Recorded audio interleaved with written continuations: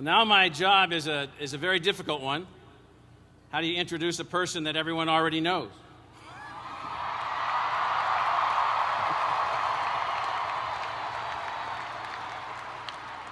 But nonetheless, I want to put the President's introduction into context because I found myself the last few weeks studying his syllabi from his classes and looking at grading mechanisms that he had in place and looking at a number of things that he's written, and it's a fantastic story. So it is my honor and my privilege to introduce to you, and I'm going to walk through this, our President. Let me begin with the following.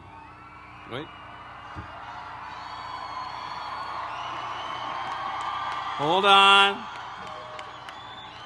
Let me walk through why the President's visit here is so important for this institution, for this state, and for our country. Barack Obama is a man of intellect devoted to the common good, which is a rare thing, a rare thing.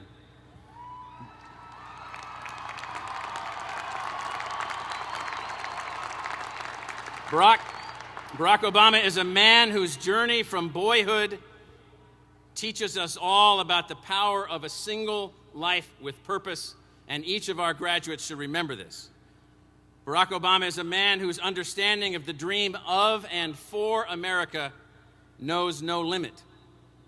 That dream, often about a limitless America, however, comes from a different point of view often. It comes from those that have benefited from economic success of their parents or the social status of their family, and sometimes those that view the limitless dream of the United States have a fanciful view of our history, a view that's often inaccurate.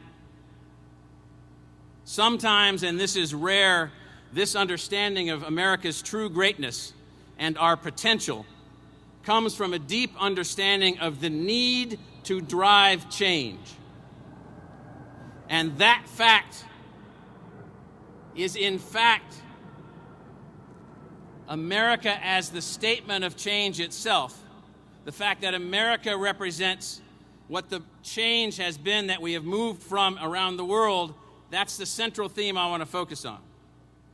Martin Luther King once said that change does not roll in on the wheels of inevitability, but comes through continuous struggle. Barack Obama understands from the experiences of his family, both in America and Africa, his work in organizing communities in Chicago, his deep understanding of the U.S. Constitution, and his raw and powerful intellect, that continuous struggle is to move us even closer to the ideal America. In this ideal America, the yokes that hold us back must be taken off to create opportunity for success. One of those yokes that has been the struggle, one of those yokes has been the struggle to educate every child, to allow everyone equal chance. Here, our history as a country has been long and difficult. And while progress has been made since the 1950s, we remain far from the ideal. 25% of our children, more than 1 million children per year, don't graduate from high school. And for those that do, that come from the lowest socioeconomic grouping, only 15% of them will have an opportunity to graduate from a university.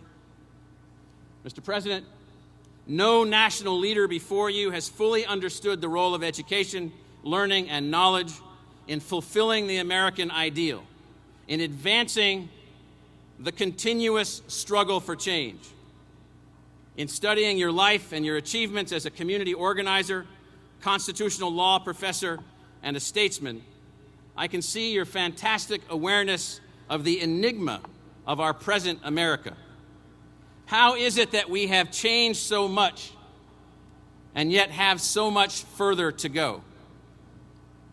You realize that our Constitution, and thus our civil rights, our voting rights, and our right to be educated is not a static thing, but in fact is a constantly evolutionary ideal. It is this evolutionary process that you see change as essential to our life, to our future as Americans. You see an America where all children graduate from high school and most go on to college at some level. In this change process, you see an America where every talent can be tapped and every dream has real potential. Mr. President, you have already taken many bold steps to improve our nation and to move us forward. You have changed, I believe, already how we conceive education. Education is now a national civic duty. It is not a privilege, it is a civic duty.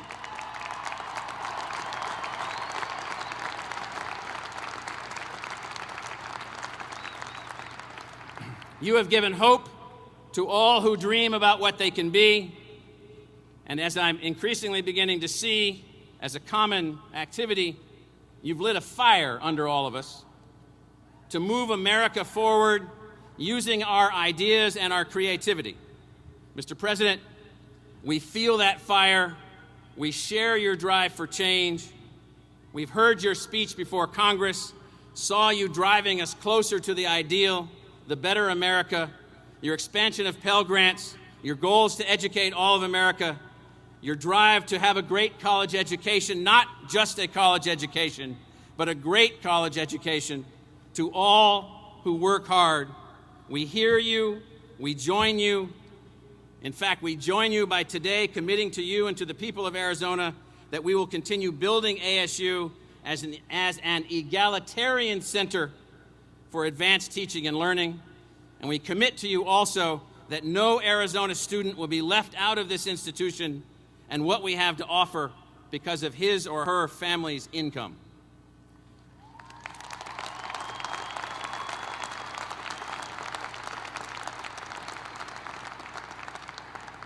Mr. President, we're pleased to announce the establishment of the Barack Obama Scholars Program and pledge to you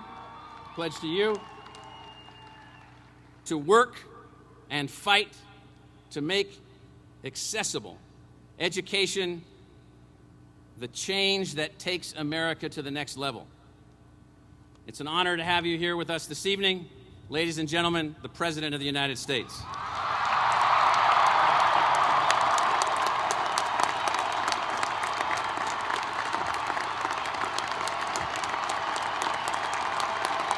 Thank you. Thank you. Thank you, ASU. Thank you very much. Thank you very much. Thank you so much. Thank you, please. Thank you very much. Well, thank you. Thank you, President Crow, for that extremely generous introduction, for your inspired leadership as well here at ASU. I want to thank the entire ASU community for the honor of attaching my name to a scholarship program that will help open the doors of higher education to students from every background. What a wonderful gift. Thank you.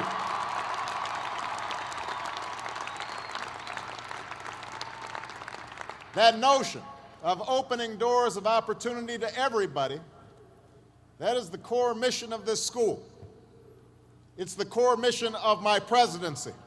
And I hope this program will serve as a model for universities across this country. So thank you so much.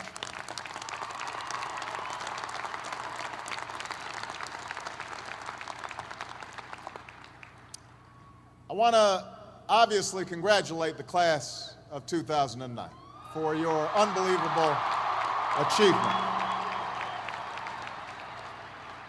I want to thank the parents, the uncles, the grandpas, the grandmas, cousins, Calabash cousins, everybody who was involved in helping these extraordinary young people arrive at this moment.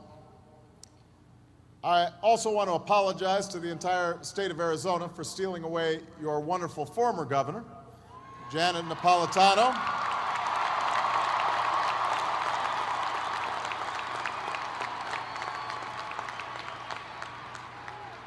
But you've got a fine governor here, and I also know that Janet is now applying her extraordinary talents to serve our entire country as the Secretary of Homeland Security, keeping America safe, and she's doing a great job.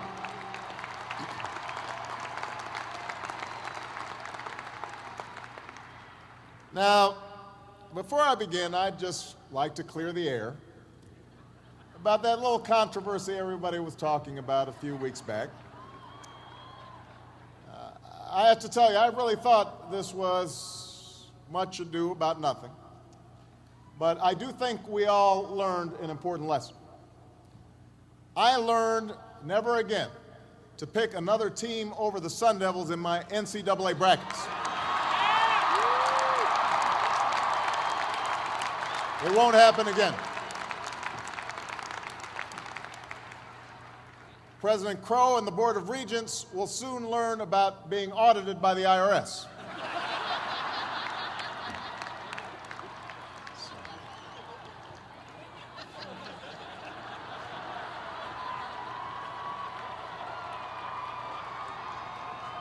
Now, in all seriousness, I come here not to dispute the suggestion that I haven't yet achieved enough in my life. First of all, Michelle concurs with that assessment. She has a long list of things that I have not yet done, waiting for me when I get home. But more than that, I come to embrace the notion that I haven't done enough in my life. I heartily concur. I come to affirm that one's title, even a title like President of the United States, says very little about how well one's life has been led. That no matter how much you've done or how successful you've been, there's always more to do, always more to learn, and always more to achieve.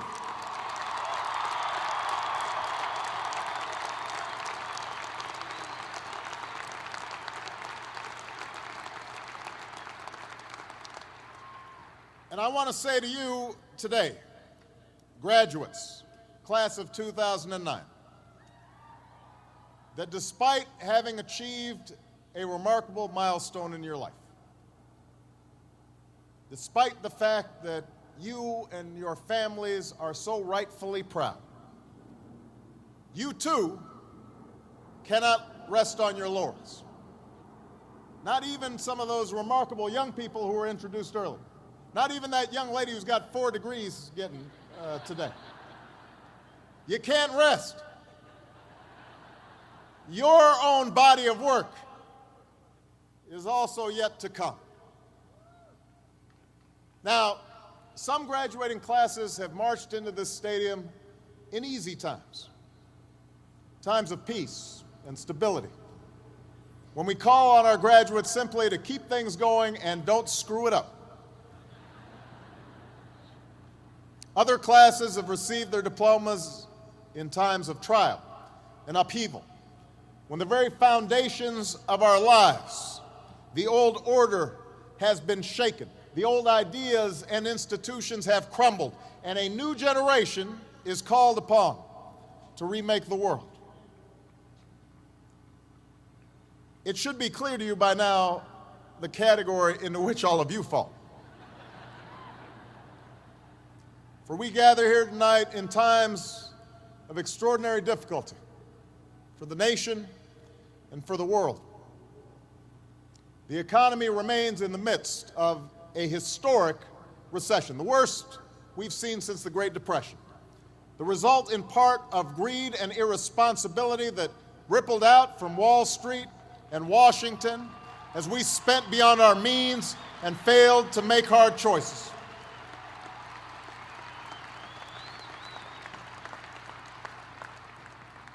We're engaged in 2 wars and a struggle against terrorism.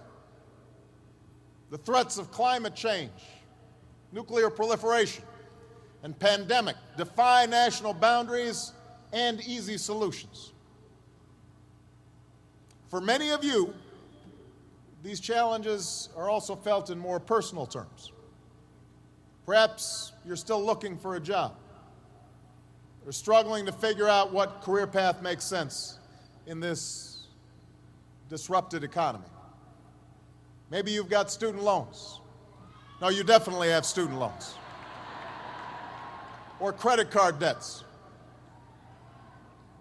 And you're wondering how you'll ever pay them off. Maybe you've got a family to raise. And you're wondering how you'll ensure that your children have the same opportunities you've had to get an education and pursue their dreams.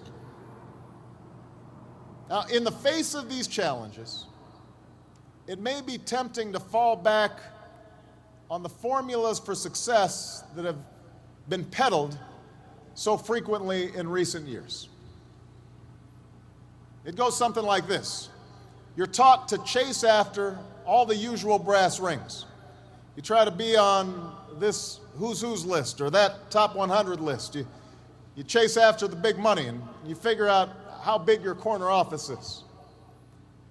You worry about whether you have a fancy enough title or a fancy enough car. That's the message that's sent each and every day, or has been in our culture for far too long, that through material possessions, through a ruthless competition pursued only on your own behalf, that's how you will measure success. Now, you can take that road, and it may work for some. But at this critical juncture in our nation's history, at this difficult time, let me suggest that such an approach won't get you where you want to go. It displays a poverty of ambition. That in fact, the elevation of appearance over substance, of celebrity over character, of short-term gains over lasting achievement, is precisely what your generation needs to help end. Now,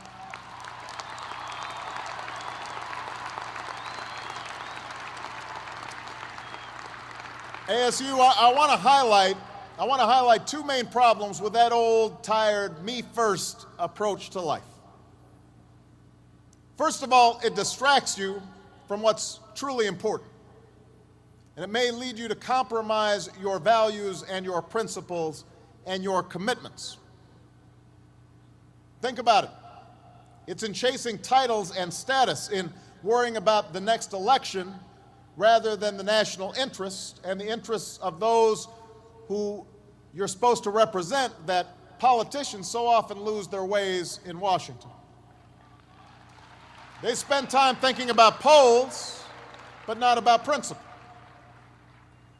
It was in pursuit of gaudy short-term profits and the bonuses that came with them that so many folks lost their way on Wall Street, engaging in extraordinary risks with other people's money. In contrast, the leaders we revere, the businesses and institutions that last, they are not generally the result of a narrow pursuit of popularity or personal advancement, but of devotion to some bigger purpose, the preservation of the Union, or the determination to lift a country out of a depression, the creation of a quality product, a commitment to your customers, your workers, your shareholders, and your community, a commitment to make sure that an institution like ASU is inclusive and diverse and giving opportunity to all. That's the hallmark of real success.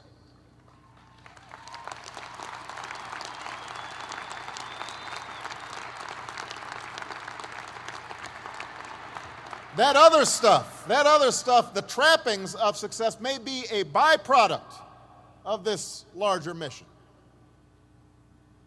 But it can't be the central thing. Just ask Bernie Madoff. That's the first problem with the old attitude. The second problem with the old approach to success is that a relentless focus on the outward markers of success can lead to complacency. It can make you lazy. We too often let the external, the material things serve as indicators that we're doing well, even though something inside us tells us that we're not doing our best, that we're avoiding that which is hard but also necessary, that we're shrinking from rather than rising to the challenges of the age. And the thing is, in this new hyper-competitive age, none of us can afford to be complacent. That's true whatever profession you choose. Professors might earn the distinction of tenure, but that doesn't guarantee that they'll keep putting in the long hours and late nights and have the passion and the drive to be great educators. The same principle is true in your personal life. Being a parent is not just a matter of paying the bills, doing the bare minimum. It's not just bringing a child into the world that matters, but the acts of love and sacrifice it takes to raise and educate that child and give them opportunity.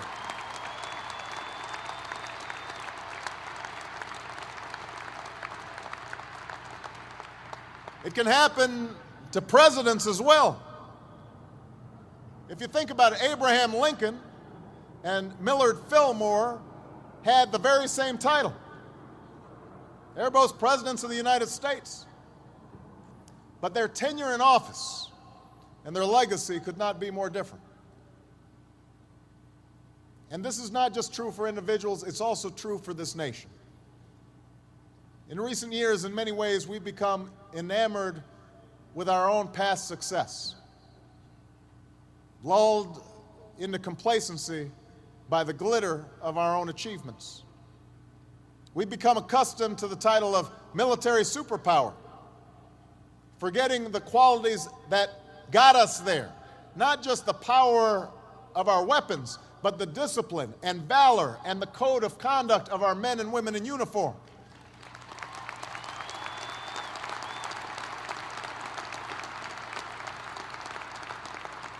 The Marshall Plan and the Peace Corps and all those initiatives that show our commitment to working with other nations to pursue the ideals of opportunity and equality and freedom that have made us who we are. That's what made us a superpower. We've become accustomed to our economic dominance in the world, forgetting that it wasn't reckless deals and get-rich-quick schemes that got us where we are, but hard work and smart ideas, quality products, and wise investments. We started taking shortcuts. We started living on credit instead of building up savings. We saw businesses focus more on rebranding and repackaging than innovating and developing new ideas that improve our lives.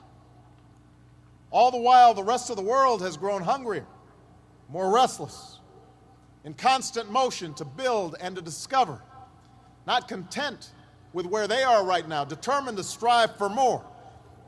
They're coming. So graduates, it's now abundantly clear that we need to start doing things a little bit differently. In your own lives, you'll need to continuously adapt to a continuously changing economy. You'll end up having more than one job and more than one career over the course of your life. You'll have to keep on gaining new skills, possibly even new degrees.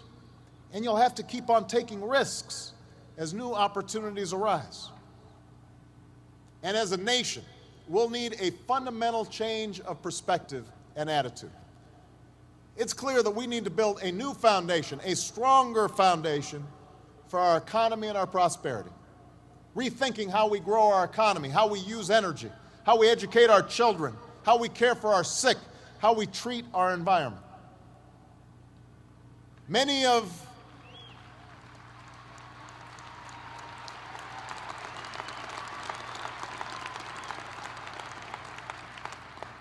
our current challenges are unprecedented.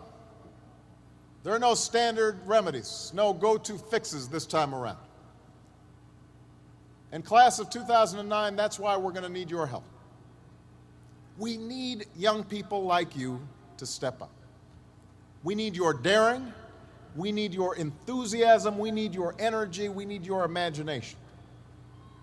And let me be clear, when I say young, I'm not just referring to the date of your birth certificate.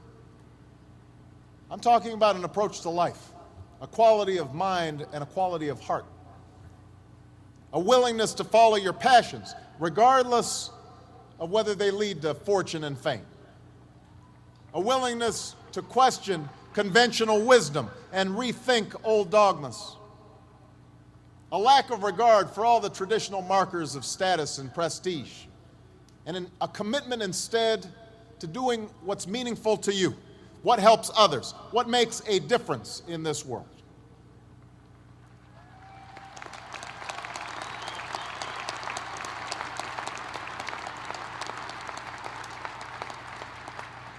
That's the spirit that led a band of patriots, not much older than most of you, to take on an empire, to start this experiment in democracy we call America.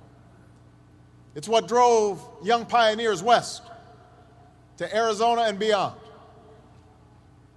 It's what drove young women to reach for the ballot, what inspired a 30-year-old escaped slave to run an underground railroad to freedom, what inspired a young man named Cesar to go out and help farm workers, what inspired a 26-year-old preacher to lead a bus boycott for justice. It's what led firefighters and police officers in the prime of their lives up the stairs of those burning towers, and young people across this country to drop what they were doing and come to the aid of a flooded New Orleans.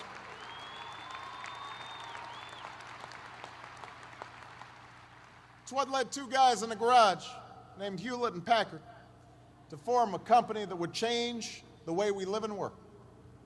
What led scientists in laboratories and novelists in coffee shops to labor in obscurity until they finally succeeded in changing the way we see the world. That's the great American story. Young people just like you, following their passions, determined to meet the times on their own terms. They weren't doing it for the money. Their titles weren't fancy. Ex-slave, minister, student, citizen. A whole bunch of them didn't get honorary degrees. But they changed the course of history, and so can you, ASU. So can you, class of 2009.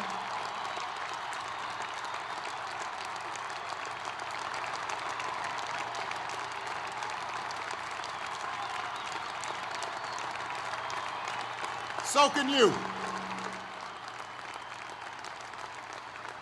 With a degree from this outstanding institution, you have everything you need to get started. You've got no excuses. You have no excuses not to change the world. Did you study business? Go start a company. Or why not help a struggling non-for-profit find better, more effective ways to serve folks in need?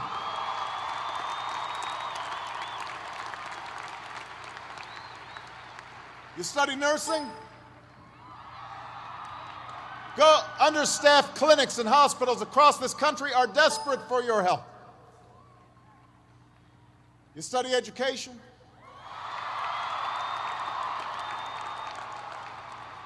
Teach in a high-need school where the kids really need you. Give a chance to kids who can't get everything they need maybe in their neighborhood, maybe not even in their home, but we can't afford to give up on them. Prepare them to compete for any job anywhere in the world.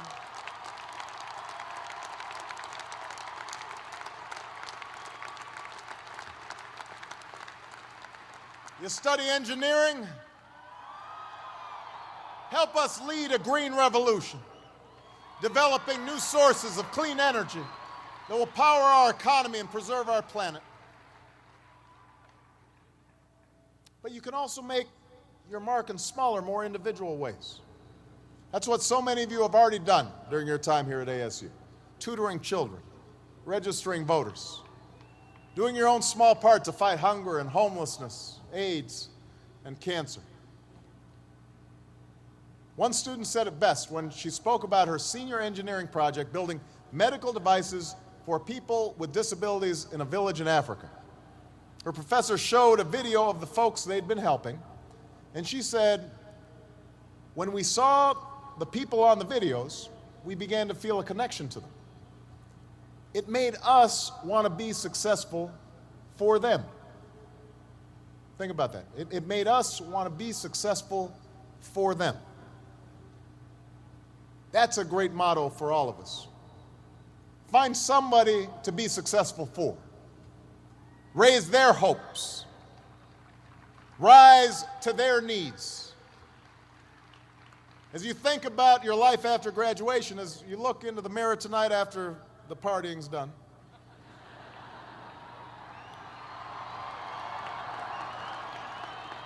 that shouldn't get such a big cheer. You may look in the mirror tonight and you may see somebody who's not really sure what to do with their lives.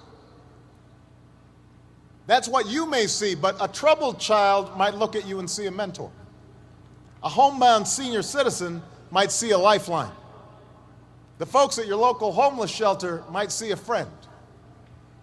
None of them care how much money is in your bank account or whether you're important at work or whether you're famous around town. They just know that you're somebody who cares, somebody who makes a difference in their lives. So class of 2009, that's what building a body of work is all about. It's about the daily labor, the many individual acts, the choices large and small that add up over time, over a lifetime, to a lasting legacy. That's what you want on your tombstone. It's about not being satisfied with the latest achievement, the latest gold star, because the one thing I know about a body of work is that it's never finished. It's cumulative. It deepens and expands with each day that you give your best, each day that you give back and contribute to the life of your community and your nation. You may have setbacks and you may have failures, but you're not done. You're not even getting started, not by a long shot. And if you ever forget that, just look to history. Thomas Paine was a failed corset maker, a failed teacher, and a failed tax collector before he made his mark on history with a little book called Common Sense that helped ignite a revolution.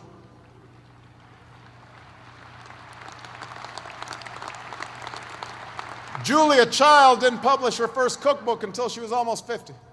Colonel Sanders didn't open up his first Kentucky Fried Chicken until he was in his 60s. Winston Churchill was dismissed as little more than a has-been who enjoyed scotch a little bit too much before he took over as prime minister and saw Great Britain through its finest hour. No one thought a former football player stocking shelves at the local supermarket would return to the game he loved, become a Super Bowl MVP, and then come here to Arizona and lead your Cardinals to their first Super Bowl. Your body of work is never done. Each of them, at one point in their life, didn't have any title or much status to speak of, but they had passion, a commitment to following that passion wherever it would lead, and to working hard every step along the way.